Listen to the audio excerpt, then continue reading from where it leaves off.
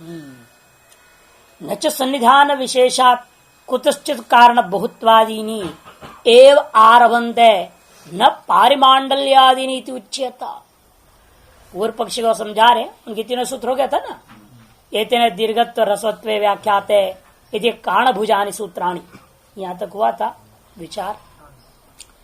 कहते हैं कि यदि पूर्व पक्षी कहे भाई ऐसा कुछ न कुछ हम सन्निधान विशेष मान लेंगे जिसके वजह से परमाणु में रहने वाले रूप आदि ही स्वसजातीय उत्पत्ति का आरंभक हो जाते हैं, लेकिन पारिमांडल्य जो परिमाण है वह स्वसजातीय जो है आरंभक नहीं होगा। ऐसे यदि वो कहें तो उस पर सिद्धांत करे ऐसा आप नहीं कह सकते। सन्निधान विशेषात कुतश्चित कारण बहुत्वादीनि, कुतश्चित सन्निधान विशेषात, किसी न किसी सन्निधान विशेष को मान लिया जाए जिसके आधार पर कारणगत बहुत्वादी जो संख्या है ये ही परिमाण के आरंभक होंगे, न पारिमंडल्यादि, पारिमंडल्यादि आरंभक नहीं होगा। इति न उच्यत, ऐसा आप नहीं कह सकते। रूपादि आरंभक हो जाएगा लेकिन पारिमंडल आरंभक न होगा, अपितु परमाणुगत जो बहुत्व है, द्वित्वादि है, बहुत्वादि संख्याएं हैं, वे ही गणकों के परिमाण का आरंभक मान लो। वह कुछ न कुछ सन्निधान विशेष मान लेना, नाम नहीं ले रहा है क्या, कि ईश्वर तो बोल नहीं सकता हो कि ईश्वर मानता नहीं, इसे तो कुतश्चित कोई न कोई ऐसा सन्निधान विशेष मान लेंगे जिसके कारण से कारणगत जो बहुत्व है वे ही परिमाण का आरंभ होंगे द्वंद्व तृष्णवादियों में, और पारिमांडल्य परिमाण आरंभक नहीं होगा, ऐसा आप नहीं कर सकते। क्यों?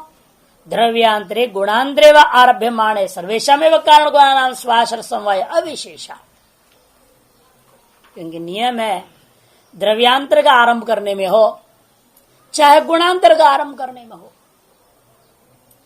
तत्त कार्य निरूपित समवाय संबंध अवच्छिन्न समवाय तत्व जो जिस कारण में है बराबर है। जैसे गुणांतर परिमाण उत्पन्न होना है द्विणुक में, तो उत्पद्यमान जो आपका परिमाण निरूपित जो समवाय है वो कारण में उसी प्रकार से है जिस प्रकार से उत्पद्यमान रूप का समवाय विद्यमान है, रस का समवाय विद्यमान है, वो समान है। जैसे कोई कहे कि कुछ अवयवों में से उसे थोड़ी अवयव में घट पैदा हो गया, बाकी अवयव में नहीं पैदा हुआ, ऐसा नहीं कर सकते।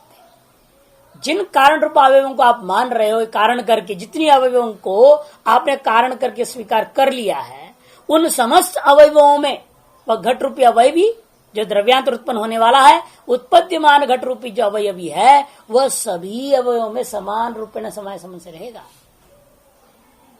इसे द्रव्यांतरे व गुणांतरे व कोई भी चीज उत्पन्न होना हो, सर्वेशाम एवं कारण गुणानाम, समस्त कारण गुणों के अंदर उन वस्तुओं का स्वाश्रय समवाय संबंध सामान्य हुआ करेगा, और उस द्रव्यांतर का अपने कारण में अथवा गुणांतरों का अपने कारण में अवश्य ही स्वाश्रय समवाय संबंध सर्व समान है। स्व हो गया तत्त गुणादि लीजिए, जैसे उदाहरण के लिए स्व ले लीजिए, रूप, रूप का आश्रय, नया रूप जब बनने वाला है उसको लेना। रूप कहने से जो उत्पद्यमान रूप द्विणुक में होने वाला या पट में होने वाला, घट में होने वाला रूप आदि हो गया स्व, उसका आश्रय कौन हो जाएगा? कौन होगा? वही द्विणुक आदि, परमाणु नहीं, द्विणुक। रूप का आश्रय द्विणुक है, परिमाण का आश्रय द्विणुक है, रस का आश्रय द्विणुक है। स्व हो गया उत्पद्यमान रूप आदि, उनका आश्रय हो जाएगा द्विणुक आदि। वो उसका तन्निरूपित समवाय कहाँ है? द्विणुक कहाँ है समवाय संबंध से? परमाणु में। इस स्व आश्रय समवाय संबंधे न वो रूप आदि कहाँ है? परमाणु आदि में आ गए।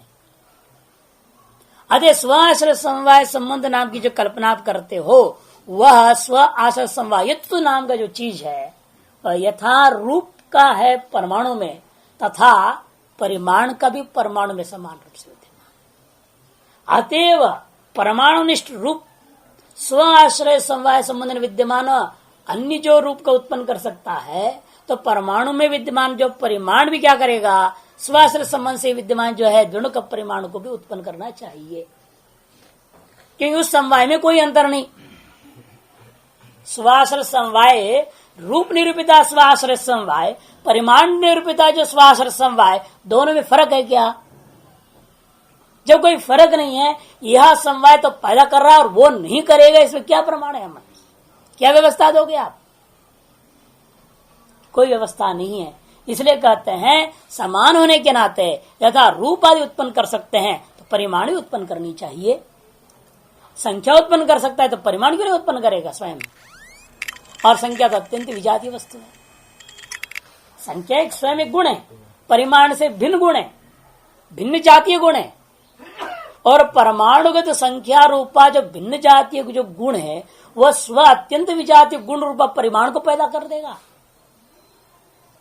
संख्या संख्या को उत्पन्न करेगा, रूप रूप को उत्पन्न करेगा, ये तो मानने योग्य बात थी। लेकिन आप तो विचित्र अपने सूत्रकार ने बना दिया है कि जो है कारण बहुत्वात्, कारणगत संख्या भी परिमाण का आरंभक है, आप मान लिए हो।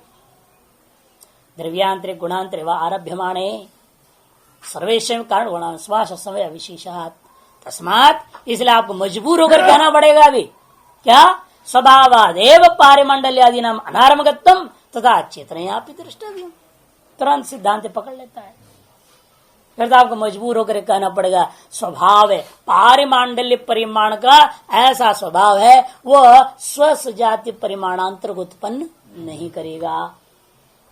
लेकिन संख्या का ऐसा स्वभाव है स्विजातीय गुण रूपा परिमाण को उत्पन्न कर डालेगा।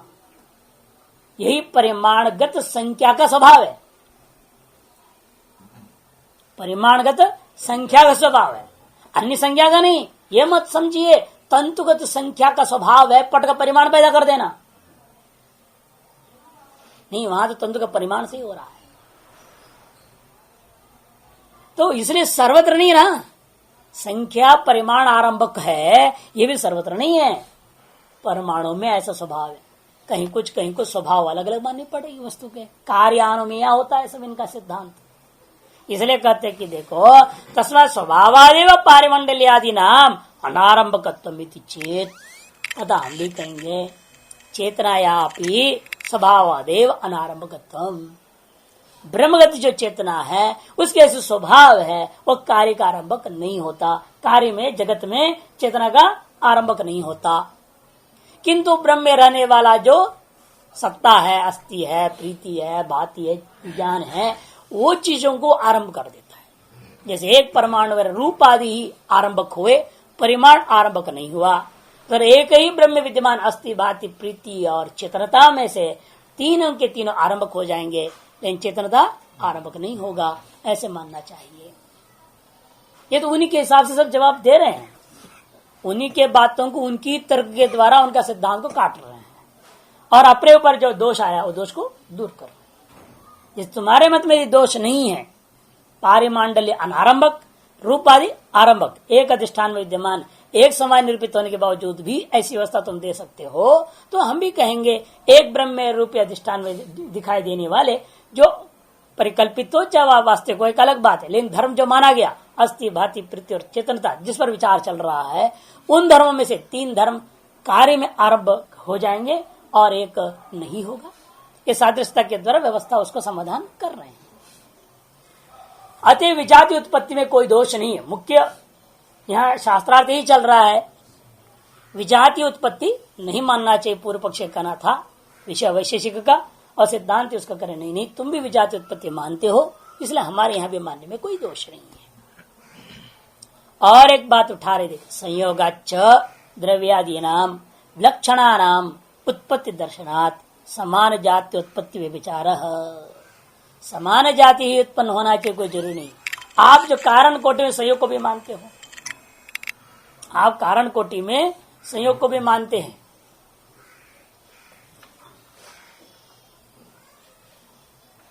आप कारण कोटि में संयोग आदि को भी मानते कि नहीं मानते हैं?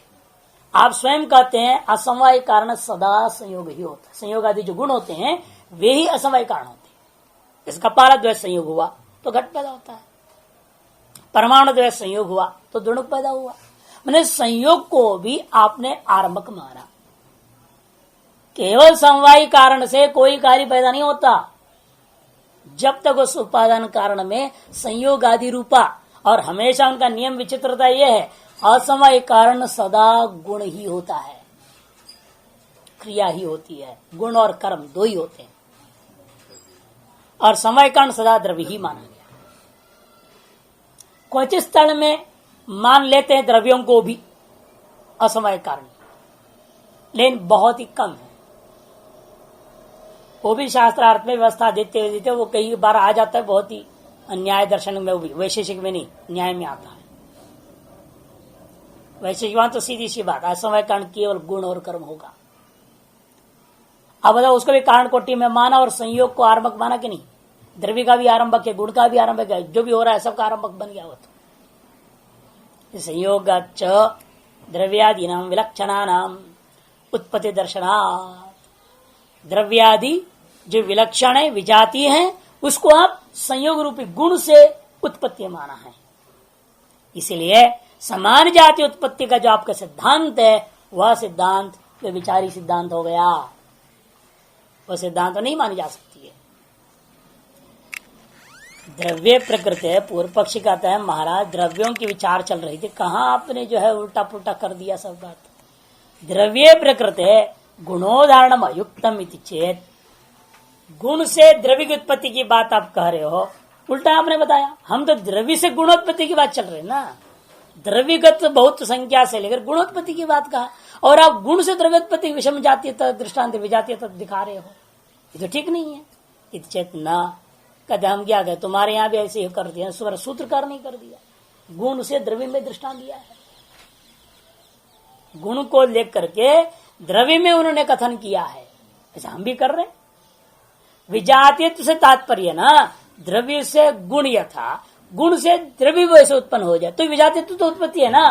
बात झगड़ा चल रहा है द्रव्य से गुणा तो विजातीयता का नहीं, सर्वसामान्य रूपेण कारण से कार्य समान जाति उत्पत्ति होना चाहिए तुम्हारा सिद्धांत है, और कारण से कार्य समान और असमान उभय प्रकार की उत्पत्ति हो सकती है हमारा सिद्धांत। सैद्धांतिक तौर पर उतनी बात है, हमें इस लेन देन नहीं, द्रव्य से गुण या गुण से द्रव्य, वैसे कोई मतलब नहीं है। किसी भी प्रकार से विजातीयत्व आ जाए तो तुम्हारा सिद्धांत वही विचारी सिद्ध हो जाता है, तो हमारा सिद्धांत तो सत्य सिद्ध हो जाएगा। इसलिए कहते हैं, लेकिन आपके मत में भी गुण से द्रव्य के बारे में कहा गया है, दृष्टांत विलक्षण आरंभ मात्र से वक्षित। पहले तो अपना सिद्धांत बता दिया, हम दृष्टांतों के द्वारा केवल विलक्षण आरंभगत्व मात्र सिद्ध करना चाह रहे हैं। हमें तुम्हारा द्रव्य से लेन देन नहीं, तेरा गुण से मतलब नहीं, ये सिद्ध करना चाह रहे हैं। विलक्षण आरंभकत्व भी तुम माने हो, क्या द्रव्य से या द्रव्य की संख्यादि से, गुण परिमाणादि गुणों की विलक्षणता मान लीजिए, चाहे गुणों से द्रव्य का मान लीजिए, जैसा भी है। न च द्रव्य से द्रव्यमेव उदाहर्तव्यम गुण से व गुण एव कश्चित नियमे हेतुरस्ति। और दूसरी बात, ये कोई नियम भी नहीं है, द्रव्योत्पत्ति के मामले में द्रव्य को ही दृष्टांत देना, गुणोत्पत्ति में गुण ही देना चाहिए, ये कोई नियम नहीं है। अरे क्यों नियम नहीं मानोगे? अरे हमसे मत पूछो, तुम कणाद जी से पूछ लेना, क्यों नहीं मानना नियम? क्यों? सूत्रकारोपि भवताम द्रव्य से गुणम उदाजहार, हमारा क्या दोष इसमें? आपके सूत्रकार, वैशेषिक दर्शन के सूत्रकार कणाद महर्षि स्वयं द्रव्य के लिए गुण को लेकर उदाहरण बताया। विचार चल रहा था शरीर 5 भौतिक है या नहीं।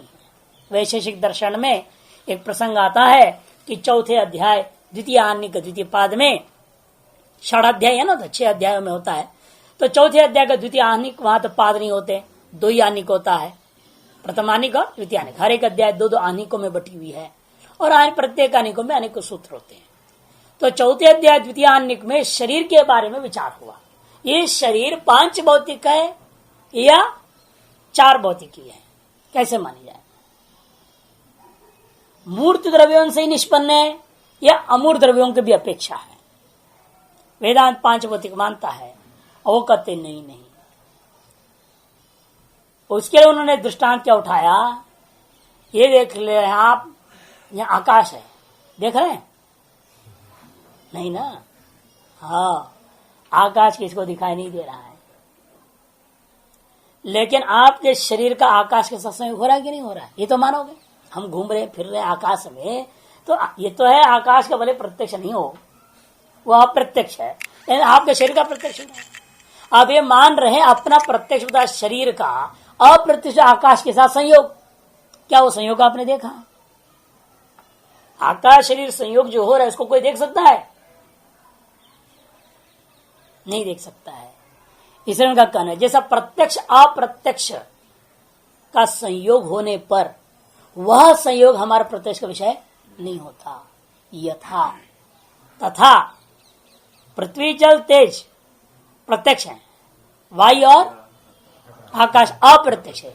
इनका संयोग से यदि शरीर पैदा हो जाएगा तो वह शरीर भी अप्रत्यक्ष हो जाएगा। और दृष्टांत क्या लिया? संयोग को। किस लिए? द्रव्यभूत शरीर के लिए।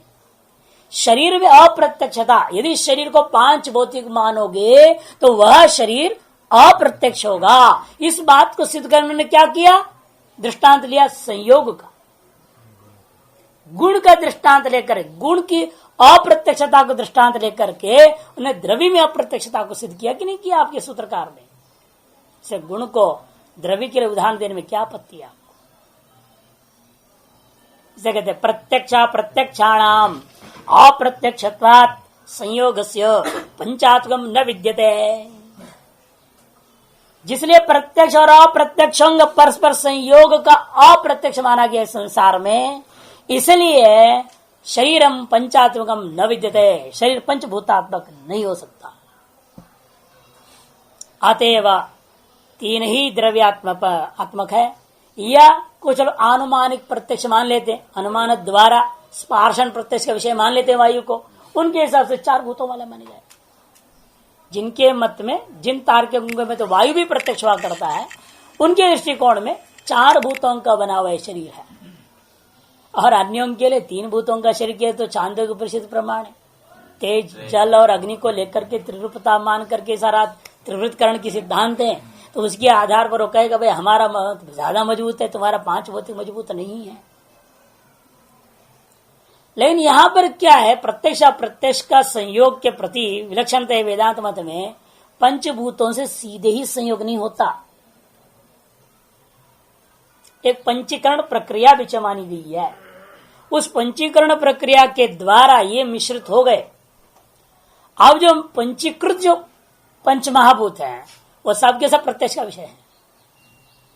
पंचीकृत पंच महाभूत लगभग सभी के सभी प्रत्यक्ष, अत्यंत सूक्ष्म हो गया, बात अलग चीज है। पंचीकृत आकाश जो है सूक्ष्मत्वात् आगे चक्षुरिंद्र का साक्षात विषय नहीं बनेगा, किंतु शब्दादि के द्वारा अनुमेय होकर के श्रावण प्रत्यक्ष का विषय जैसा शब्द होता है, तद द्वारा आकाश को शब्द का प्रत्यक्ष होने से आकाश का कारण भी प्रत्यक्ष मान लिया जाता है। परंपरा साक्षात नहीं। इंद्रियों से सभी भूत साक्षात, पंचीकृत भूत भी सभी के सभी साक्षात प्रत्यक्ष का विषय नहीं होता। कुछ तो परंपरा है, कुछ साक्षात है। तो इसलिए फिर पंचीकृत महाभूतों से एक स्थूलीकरण हो गया ना, वो स्थूलता को प्राप्त हुआ। अपंचीकृत भूत सूक्ष्म कहा जाता है, उनका अत्यंत सूक्ष्म थे, उनसे सूक्ष्म हुआ, फिर सूक्ष्म में स्थूल बन रहा है, तो स्थूलता की जो है और वृद्धि हो रही है। अतएव पंचीकृत शरीर बनने में कोई आपत्ति नहीं है। और अनुभव भी है, अंदर आकाश भी अनुभव में आ रहा है, सब कुछ हो रहा है अंदर में, परिच्छिन्न आकाश का अनुभूति है। नहीं तो रोटी कहाँ जा रहा है? यदि अंदर में आकाश ना हो तो जाएगा कहाँ? जगह होनी चाहिए ना जाने के लिए। अवकाश प्रदातृत्व के बिना आकाश का लक्षण क्या है? अवकाश प्रदातृत्व आकाशत्व। अवकाश प्रदान जहां भी हो रहा है वहां मानना पड़ेगा यहां पर आकाश है। अतएव आकाश है तो पांचों के पांचों दिख रहे हैं अनुभव के अनुसार से भी, और प्राण भी संचलन हो ही रहा है, वायु भी है, और तीनों तो सुस्पष्ट है। अतः पांच भौतिक शरीर तो माना ही जाएगा। खैर वो एक अलग प्रसंग बाद में देखा जाएगा जहां आएगा। यथा प्रत्यक्ष सूत्र को समझा रहे, यथा प्रत्यक्ष प्रत्यक्ष और भूमि आकाश हो समवयन संयोगो, इन दोनों में समवाय समझ से रहता हुआ जो संयोग है वह अप्रत्यक्ष एवं प्रत्यक्ष अप्रत्यक्षेषु पंचसु भूतेषु समयवत शरीरम अप्रत्यक्षम स्यात्, प्रत्यक्ष अप्रत्यक्षा तो पंचभूतों में समय समय से रहता हुआ ये जो शरीर है वो शरीर का भी अप्रत्यक्ष होने की आपत्ति दिया है। वहां प्रत्यक्ष में शरीरम और शरीर लेकिन प्रत्यक्ष हो रहा है। तस्मात् न पांच भौतिकमिति, ये सूत्र का तात्पर्य था। ये तो दुक्तम भवती, यहाँ पर सूत्र में हमारे इतने से लेन देन है। गुणश्च संयोगो द्रव्यम शरीरम, इस सूत्र से हम इतना ही दिखाना चाहेंगे। दृष्टांत भूता जो गुण है और संयोग है जो वो गुण है, और दृष्टांत जिसमें ले जा रहे हो वह जो है शरीर वो द्रव्य है। अतएव हम गुण से द्रव्य का, द्रव्य से गुण का, दोनों तरफ से आरंभकत्व का दृष्टांत यदि हम देते हैं तो कोई आपत्ति नहीं है। दृश्यते तो तब पूर्व पक्षी कहता है लेकिन आपने ये सारी बातें लगभग विजाति उत्पत्ति के बारे में दृश्यते तो इस सूत्र में पहले आप बोल चुके हो। इति अत्रापि विलक्षणोत्पत्ति प्रपंचिता, अत्रापि मैंने दृश्यते तो इत्यत्रापि, दृश्यते तो इस सूत्र में भी 2:1:6 में बहुत पहले ही आपने विलक्षणोत्पत्ति को सिद्ध कर चुके हो। वहां वही गोमय से बिच्छू वगैरह दृष्टांत दिया था ना वहां पर। ननु एवं सती तेनैव एतद्गतम्, फिर यहाँ पर इतना शास्त्राकर कथन करने की जरूरत क्या थी? सीधे कहते दृश्यते उक्तत्वात्, बात खत्म थी। कहते नहीं, वहां और यहां में थोड़ा अंतर है।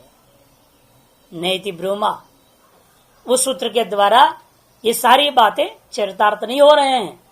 क्यों?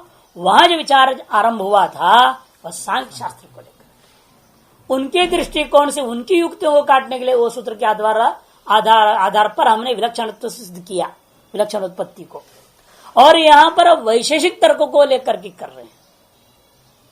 प्रक्रिया काम एक सिद्ध हो रहा है, क्या? विलक्षण उत्पत्ति। यह बात उन सूत्र में भी सिद्ध किया, इस सूत्र में भी, लेकिन दोनों की सिद्धि की प्रक्रिया अलग अलग है। इसलिए तत्सांख्यम प्रत्युक्तम एतत् तो वैशेषिकम प्रति, वह सांख्य प्रक्रिया को आधार करता हुआ उनके लिए वो जवाब उस हिसाब से दिया गया था। यहां पर वैशेषिक प्रक्रिया के आधार पर कहा जा रहा है। लेकिन आपने तो वहां पर एक और सूत्र बना दिया था, अतिदेश सूत्र। उन्होंने कहा जैसे यहां पर बोल दिया वैसे सभी दर्शनों में समझ लो, एक ही सामान्य सूत्र आपने बोल दिया था वहां। ननु अतिदेशोपि समान न्यायतया कृत, समान युक्तियों के आधार पर जो है आपने कह दिया था अन्य दर्शनों में भी समझ लो, ऐसे कहकर आपने सूत्र बनाया। एतेन शिष्ट अपरिग्रह अपि व्याख्याता, शिष्टों के द्वारा अपरिगृहित जितनी भी स्मृतियां हैं उनमें भी इन्हीं युक्तियों के द्वारा खंडन समझ लेना चाहिए। सत्यम एतत्, ठीक कहा था, कोई संशय नहीं है। लेकिन उसी का विस्तार रूपेण प्रपंच है, उसी सूत्र को हम विस्तार रूपेण समझा रहे हैं। तुम्हें पूछेंगे ना, क्योंकि सिद्धांत में तर्क का जो स्वरूप भिन्न भिन्न है, उन्हीं युक्तियों से यहां कैसे सिद्ध कर पाओगे आप? उन युक्तियों को लगाने के तरीका, जिसको आज की भाषा में कहते हैं एप्लीकेशन। आपको किसी भी चीज से ज्ञान हो लेकिन उस ज्ञान का प्रयोग करने की तरीका नहीं जानते तो फायदा क्या?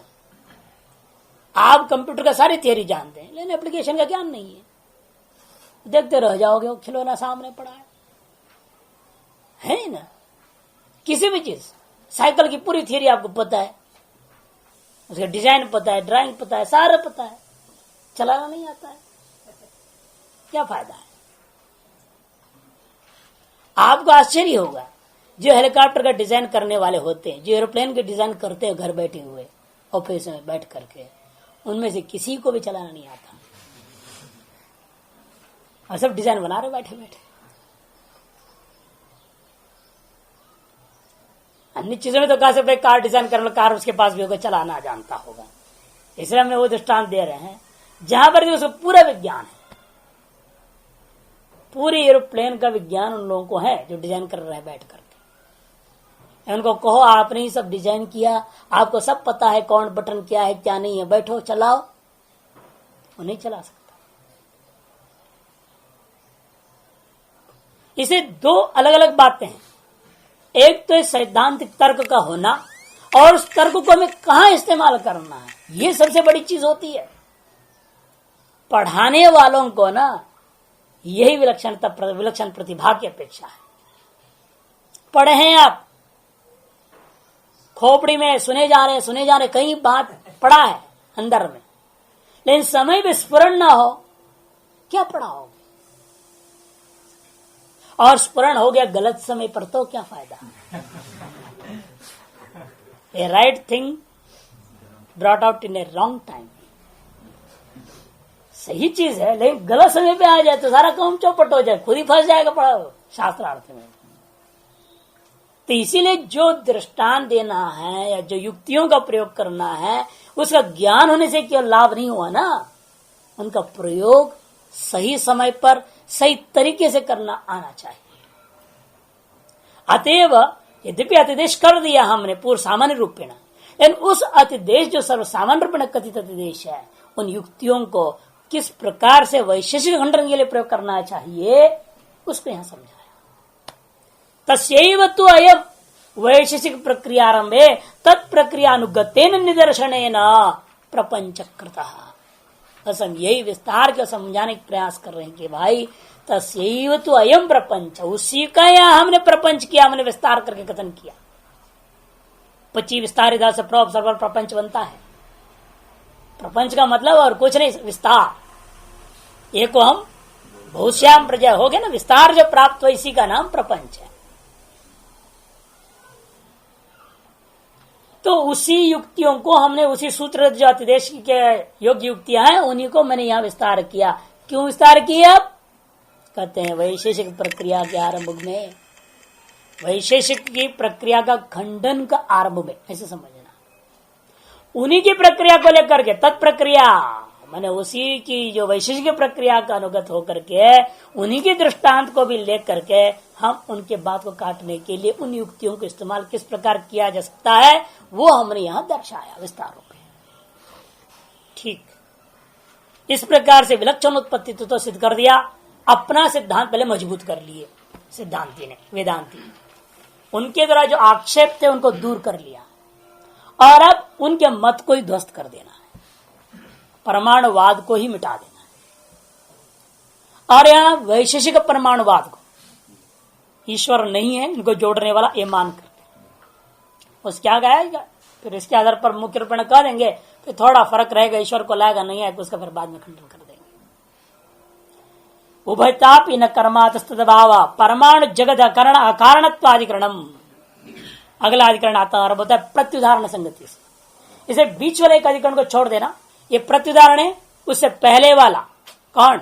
रचना अनुपत्तिश्च है ना, सूत्र पढ़ के आपने पढ़ा 10 सूत्र। रचना अनुपत्ति अधिकरण आया था। रचना अनुपत्ति अधिकरण में सांख्य का सिद्धांत जिस प्रकार से जगत कारणवाद को नष्ट किया गया, उसी के प्रत्युदाहरण को रूपेण अब यहां पर परमाणु कारणवाद को भी नष्ट किया जाएगा। इसलिए यहां प्रत्युदाहरण संगति समझना है। परमाणु जगत अकारणत्वाधिकरणम जनयंती जगन्नोवा संयुक्ता परमाणवः आद्य कर्मज संयोगात् जणुकादिक्रमाज्जनि सनिमित्ता निमित्तादि विकल्पेष्वाद्य कर्मणः असंभवाद संयोगे जनयंती न ते जगत। जनयंती जगत नोवा कौन? परमाणव। संयुक्ता परमाणव जगत जनयंती नोवा। जो परस्पर संयुक्त परमाणु है वे जगत को उत्पन्न करते हैं या नहीं करते हैं। पूर्व पक्षी कहेगा उत्पन्न करते हैं, क्यों कैसे करेंगे भाई? आद्य कर्मज संयोगात, एक आद्य कर्म मानते, परमाणु अलग अलग थे प्रलय काल में, उनमें अचानक ही कर्म हो जाएगा। जो परमाणुगत आद्य कर्म ने क्या कर दिया, उनके संयोग कर दिया, उससे दुणुक पैदा हुआ। इस तरह से फिर क्रम से सारा जगत ही पैदा हो जाएगा। आद्य कर्मजन्य संयोगत, आद्य कर्मज माने कर्मजन्य संयोगात धनुकादि क्रमात, धनुकादि क्रम से सारा जगत की उत्पत्ति हो सकती है। तो पूर्व पक्षी से हम पूछेंगे, सिद्धांत कहता है वह आद्य कर्म का निमित्त क्या था? वो सनिमित्तक है या निर्निमित्तक है? सनिमित्तक है, निमित्त बतानी पड़ेगी और निमित्त मानना पड़ेगा परमाणु से भिन्न। और जितने भी निमित्त लोग कर्म आदि लोग अन्य जीवों का कर्म लोग जीव लोग सारा चीज कुछ भी नहीं है। उस काल में केवल परमाणु रहता है उनके मत में, जीव ही नहीं रहता, वो आत्मा रहेगा। और आत्मा में कर्म नहीं रह सकता है ना, उनके आत्मा में, वैशेषिकों का आत्मा में कर्म नहीं रहता, कुछ भी नहीं रहता है, कोई गुण नहीं, वो तो जड़ है, अचेतन है। वो मन का संयोग होने पर उसमें सब पैदा होते हैं, संस्कार होगा, सब कुछ होएगा, सारे गुण पैदा हो जाएंगे। लेकिन मन ही तो पैदा नहीं हुआ है। मन सक्रिय होगा तब ना काम होगा, मन का आत्मा कैसा संयोग। अतएव उस काल में अदृष्ट भी नहीं है, अदृष्ट के आधार पर कर दे कुछ भी नहीं है वहां पर उनके यहाँ। समस्या तो ये है। इसे कहते आद्य कर्म जो संयोग को मानने के पूर्व में आद्य कर्म का हमें पहले निमित्त समझाओ, वो सनिमित्त है या निर्निमित्त है। सनिमित्त कहने से निमित्त की व्याख्या नहीं हो सकेगी, अनिमित्त कहा दोगे तो व्यवस्था नहीं बनेगा। निर्निमित्त संयोग हो गया तो निमित्त वियोग भी हो जाएगा, कभी भी विभाग हो जाए। आप बैठे बैठे विभाग होने लग जाए परमाणुओं का, आप तो मर गए, प्रलय हो जाएगा तुरंत। अरे परमाणु जुड़े हुए हैं ना, अभी बैठे हैं आप, इससे सारे परमाणु जुड़े हुए हैं, संयुक्त होकर रह रहे हैं। अब यदि निर्निमित्त उसका संयोग और विभाग होने लग जाए, आप बैठे वेदांत सुनते सुनते विभाग होना चालू हो जाए परमाणुओं की, फिर झपट, न शरीर रहेगा ना आप रहेंगे। तो इसीलिए कहते हैं हम हमसे विकल्प डाल के पूछना आरंभ करते हैं, क्या सनिमित्त है या अनिमित्त है, इत्यादि विकल्पों को डालने के बाद यही निकलेगा आद्य कर्म असंभवात, आद्य कर्म ही असंभव दोषग्रस्त हो जाता है। अतएव न ते जगत जनयंती, इसलिए वे परमाणु परस्पर संयुक्त होकर जगत की उत्पत्ति नहीं कर सकते, सिद्धांत हो जाएगा। उभयतापि न कर्म अतः तदभाव, उभयता दोनों प्रकार से भी परमाणुओं में कर्म की उत्पत्ति न कर्म उत्पत्ति विषय क्रिया नहीं हो सकती। सनिमित्तक उभयता माने सनिमित्तक और निमित्तक निर्निमित्तक किसी भी प्रकार से आप परमाणुओं में कर्म की उत्पत्ति ही सिद्ध नहीं कर सकते। अतः तद अभाव, अतः इसलिए परमाणुओं से दृढ़कारी जगत उत्पत्ति का अभाव कहना होगा, जगत की उत्पत्ति नहीं हो सकती है कहना होगा। इदानीं परमाणु कारणवादम निराकरोति, अब परमाणु कारणवाद निराकरण करने के लिए शास्त्र आरंभ करते, विचार आरंभ कर रहे हैं। सचवाद इत्थम समुतिष्ठते, पहले उनके वाद को समझना पड़ेगा, पहले उनके वाद को समझना पड़ेगा। सचवाद इत्थम समुतिष्ठते, सचम ने वैशिष्यों की जो परमाणुवाद है वो इस प्रकार से उपस्थित है। क्या है? पटादिनी ही लोके सावयवानि द्रव्याणि स्वानुगतैरेव संयोग सचिवैः तंत्वादिभिर्द्रवैर आरभ्यमाणानि दृष्टानि। वो कहते हैं कि देखो इदानीं परमाणु कारणवाद निराकरण करने कहते हैं, उनके मत कैसा, वो पट को देखते हैं, वो पट के आधार पर सारा दुनिया को घटाना चाह रहे हैं। पट में क्या हुआ? कहते पटादियों को उन्होंने देखा लोक में कैसा हो रहा है, वो सावयवानि द्रव्याणि, मतलब सावयव द्रव्य होते हैं, ये उन्होंने देखा। और वे द्रव्य कैसे पैदा हो रहे हैं? स्वानुगतैः एव संयोग सचिवैः। वो अवयव कैसे हैं? अवयव जो है अपने स्वानुगतैरेव संयोग, स्व में विद्यमान अवयव में विद्यमान जो संयोग है, उस संयोग रूपी कारण से युक्त होकर के तंत्वादि, कौन है वो अवयव? तंत्वादि विशेष संज्ञा भी दिया, तंत्वादि भी स्वानुगतैरेव संयोग सचिवैः द्रव्यैः। वो भी क्या है? तंत्वादि द्रव्य है, द्रव्य से द्रव्य की आरंभकता सिद्ध कर रहे हैं। एक द्रव्य से दूसरा द्रव्य ही उत्पन्न होता है, गुणादि से द्रव्य उत्पत्ति नहीं होगा। अतएव सत्वरजतमात् माया से, सत्वरजतम क्या है? गुणा, गुण है तो गुण से जगत उत्पन्न नहीं हो सकता, द्रव्य से द्रव्य ही उत्पन्न होगा, द्रव्य ही सदा समवाय कारण हो सकता है, गुणादि को भी समवाय कारण नहीं हो सकता। ये वैशिष्टों नैयायिकों का सिद्धांत। इसलिए आप सत्वरजतम को द्रव्यत्व नहीं मानो, गुणात्मक मानोगे, गुण विशेष स्वरूप है वो, फिर तो उससे जगत उत्पत्ति नहीं हो सकेगी। इसलिए ऐसे विशेषण के ध्यान पर दे रहे हैं, शब्दों का ध्यान रखना ताकि आगे शास्त्र समझ में आएगी। द्रव्य के द्वारा कैसा द्रव्य है? अवयव रूपा तंत्वादि रूपी द्रव्य। वो तंत्वादि द्रव्य कैसे हैं? स्वानुगत संयोगों से युक्त हैं। ऐसे द्रव्यों के द्वारा ही पटादिनी अवयवी द्रव्याणी लोके आरभ्यमाणानि दृष्टानि, लोक में अवयवी द्रव्यभूत जब पटा दी है उनका उत्पन्न होता हुआ देखने को मिला। तत्सामान्य न कह दिया। अब वही न्याय सारी दुनिया में उनको लगा देना है। जो उन्होंने घट पट में देखा 2-4 में, और 2-4 में देखा हो बात को सारी दुनिया में लगा दिया। और क्या कहता है वो? तो सामान्य न यावत किंचित सावयवम तत्सर्वम स्वानुगते रेव संयोग सचिव ही तई तैर द्रवेर आरब्धमिति गम्यते। ये निश्चय कर लिया उन्होंने, सारा जगत सावयवात्मक है। ऐसे जो कुछ भी सावयवात्मक के संसार में वे सब के सब स्वानुगत अवयवों के संयोग से, संयोग रूपी कारण से युक्त स्वावयों द्वारा ही आरब्ध होते हैं, उत्पन्न होते हैं, ये माननी चाहिए। सच अयम अवयव अवयवी विभागो यतो निवर्तते। तादृश अवयव अवयवी विभाग चल रहा है, ये जहां जाकर के समाप्त हो जाएगा उसका नाम परमाणु है। सो अपकर्ष पर्यंत गतः परमाणु। ये जो अवयवी को तोड़ो, अवयव बना, फिर उसको तोड़ो, उसको तोड़ो, तोड़ते तोड़ते तोड़ते अवयव में जाते जाओ जाते जाओ जाते जाओ। जो अंत्यावयवी है, अंतिम जो है, उससे आगे और तोड़ना जहां संभव नहीं है, उसी का नाम परमाणु है। अपकर्ष की पराकाष्ठा है, उसी का नाम परमाणु। और उत्कर्ष की पराकाष्ठा अंत्य अवयवी कहा जाता है। कोई भी अंत्यावयवी लीजिए, जैसे घटे का अंत्यावयवी है, उसको तोड़ना चालू कर दो, करते करते कहां पहुंच गए? त्रिश्रेणु तक आओगे। फिर त्रिश्रेणु को भी तोड़ा आपने, द्विणुक बना, द्विणुक को भी तोड़ोगे, परमाणु बनेगा, उसको भी तोड़ोगे। कहते नहीं, फिर तो अनवस्था दोष हो जाएगी। यदि परमाणु को तोड़ देते हम डानु बना देते ना, और डानु को तोड़ दो कानू बना लो। ऐसे कुछ नाम दिए जाओ, क्या फर्क पड़ने वाला है। लेकिन जो है ऐसा अनवस्था दोष हो जाएगी, कहां तक मानेंगे आप।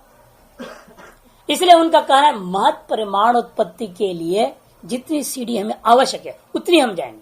त्रस्रेणवः सावयवाः महत परिमाणवत्वात् घटवत्।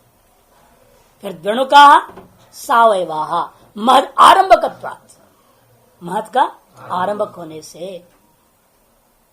कैसे? कपालवत्। परमाणवः सावयवाः है, परमाणवः निरवयवः महत अनारंभकत्वात्, महत अनारंभकत्वात् यथा आकाश। ये वो 3 सीढ़ी मान लिया, अनुमान कर देते हैं। तो उसको ध्यान में रखते हुए इन्होंने कह दिया संक्षेप में, सच अवयव अवयव अवयवी विभाग, सच अयम अवयव अवयवी में जो विभाग है वो जहां चलते चलते चलते निवृत्त हो जाता है, वह निवृत्त स्थान। सो अपकर्ष का पर्यंत गता, अपकर्ष पर्यंत गत वह अंतिम जो स्थिति है उसी का नाम परमाणु है। सर्वंच इदम जगत गिरि समुद्रादिकम सावयव। संपूर्ण जगत, पहाड़ से ले लो, समुद्र को ले लो, कोई भी चीज ले लो, सारी चीजें साव ही होते हैं, सावयवमेव। सावयवत्वाच्च आद्यंतवत्, यहां समस्या खड़ा कर दिया। सावयव मानने में कोई आपत्ति नहीं, सारा जगत को सावयव मान लीजिए, कोई दिक्कत नहीं। हमारे यहां भी सावयव ही है, वेदांत मत में भी एकमात्र ब्रह्म निरवय है ना। लेकिन समस्या उसने कर दिया, आद्यंत वाला मान लिया, अनादि नहीं मानता। अनादि मान लेता तो शायद उनकी कुछ कुछ व्यवस्था बन सकता है, लेकिन नहीं हो सकता कि आद्यंत वाला है तो उत्पत्ति कैसी हुई बतानी पड़ी। हमारे यहां तो अनादि है, अनभिव्यक्त अवस्था को चला जाता है, फिर अभिव्यक्त अवस्था को आ जाता है ना। उनके यहां तो अनभिव्यक्त अवस्था को नहीं जा रहा है, खत्म हो जा रहा है, नष्ट हो जाता है, आत्यंतिक नाश, प्रलय। फिर उत्पन्न होएगा वो परमाणु से। परमाणुओं में द्विणुक जो है अनभिव्यक्त है, ऐसा उनके यहां मत में नहीं है। वो तो आरंभ स्वतंत्र रूपेण नया उत्पत्ति होएगा, नवीन उत्पत्ति मानते। इसलिए कहते आद्यंतवत् न च अकारणेन कार्येण भवितव्यम्। और अकारण के द्वारा कार्य की उत्पत्ति हो जाए ऐसा तो हो ही नहीं सकता। इत्यतः परमाणु व जगत कारणमिति कणभुग अभिप्राय। इसीलिए परमाणुओं को ही जगत का कारण करके वैशेषिक दर्शनकार कणभुक माने कणाद महर्षि का अभिप्राय है, सिद्धांत है। तानि इमानि चत्वारि भूतानि भूमि युदग तेज पवनाख्यानि सावयवानि उपलभ्य चतुर्विधा परमाणु परिकल्प्यन्ते। आकाश के परमाणु नहीं मानते, क्यों? लोक में उन्होंने यही देखा कि भाई ये जो चार प्रकार के भूत है, कौन? पृथ्वी, जल, तेज, वायु, यही चारों को सावयव रूपेण अनुभव कर रहे हैं। अतएव इन्हीं के ही परमाणु माने गए। सावयवानि उपलभ्य, ऐसा अनुभव करके चतुर्विधा परमाणु परिकल्प्यन्ते तेषांच अपकर्ष पर्यंत गतत्वेन परतो विभाग असंभवात्। इसलिए ये जो तेषां ने परमाणु नाम, उन परमाणुओं का स्थिति ऐसा है, वे अपकर्ष का अंतिम स्वरूप में पहुंचे हुए हैं। उससे आगे और अपकर्ष की संभावना नहीं मानी गई है, आवश्यकता नहीं, इसलिए नहीं मानी गई है। कहते हैं उससे भी परत, तेषामपि परत, इसलिए परमाणुओं से भी और आगे विभाग असंभवात, विभाग करना संभव न होने से विनश्यताम पृथ्वी आदि नाम परमाणु पर्यंत विभाग होती स प्रलय काला। इसीलिए विनाश स्वभाव वाले पृथ्वी आदियों का परमाणु पर्यंत विभाग हो जाने का नाम प्रलय। ततः उस प्रलय काल से सर्ग काल में उत्पत्ति की प्रक्रिया जो होने लगती है तो कैसा होती है? सर्ग काले च वायवीयेषु अणुषु अदृष्टापेक्षम कर्म उत्पद्यते। वायवी, वो तो उनके अपने सिद्धांत बोल रहे हैं, अभी फिर पूछा जाएगा उसमें ये अदृष्ट कहां है। जो अदृष्ट रूपी निमित्त से आपने कहा, पहले क्या हुआ? वायवीय परमाणु में क्रिया हुई, कर्म उत्पन्न हो गया। हाँ, अदृष्ट मानते हैं, धर्मादि पुण्य पाप तो होता ही है। हाँ, मैं अभी नहीं, अभी तो वो अपने बोले जा रहे हैं, अब सिद्ध करेंगे ना हम लोग। उस प्रलय काल में अदृष्ट भी नहीं है, आत्मा में अदृष्ट नहीं रहेगा। ये बात हम बाद में सिद्ध करेंगे, तो सिद्धांत पक्ष में समझा दिया आपको, लेकिन अभी तो उनकी प्रक्रिया समझ रहे हैं आप। अभी शास्त्रार्थ नहीं हो रही है, अब केवल उनकी प्रक्रिया को भाष्यकार बता रहे हैं। वो ये मान रहे हैं, क्या मान रहे हैं? परमाणुओं में अदृष्टवशात आद्य कर्म पैदा हो जाएगा। सुन लो अभी केवल, फिर उसके तर्क होगा, जवाब दिया जाएगा असंभव है। देखिए, वायवीयेषु अणुषु अदृष्टापेक्षम कर्म उत्पद्यते तत्कर्म स्वाश्रयम अणुम अण्वंतरेण संयुनक्ति। और वो कर्म अपने आश्रयभूत परमाणु को दूसरे परमाणु के साथ जोड़वा देगा। ततो दणुकादि क्रमेण वायु उत्पत्ति, इस प्रकार दणुकादि क्रमेण स्थूल वायु उत्पन्न हो गया। ठीक, उसके बाद एवं अग्नि एवं आप एवं पृथ्वी एवमेव शरीरम सेन्द्रियम अपि उत्पत्ति। इसी प्रक्रिया से आप अग्नि को भी समझिए। अग्नि में के परमाणु में अदृष्टवशात कर्म हो गया, दणुक बना, इस प्रकार स्थूल अग्नि बन गई, स्थूल जल, स्थूल पृथ्वी, इनका अदृष्टवशात ही आपस में इनका फिर मिलन हुआ, संयोग हुआ, परस्पर में मिल करके चार भूतों वाला ये शरीर पैदा हो गया। इस तरह से सारा जगत अंत्यावयवी, ये शरीर क्या है? एक अंत्यावयवी है। इसी प्रकार जितने भी अंत्यावयवी घट पट आदि हैं, वे सब इसी प्रकार से पैदा होते हैं। एवं सर्वमिदं जगत अणुभ्य संभवति, इस प्रकार से समस्त जगत अणुओं से पैदा होता है। अणुगतेभ्यश्च रूपादिभ्यो दण्डकादि गतानि रूपादि संभवंती। और गुणों का मामला आया, अब ये तो द्रव्यों की प्रक्रिया हुआ, अब गुणों की उत्पत्ति कैसे होती है?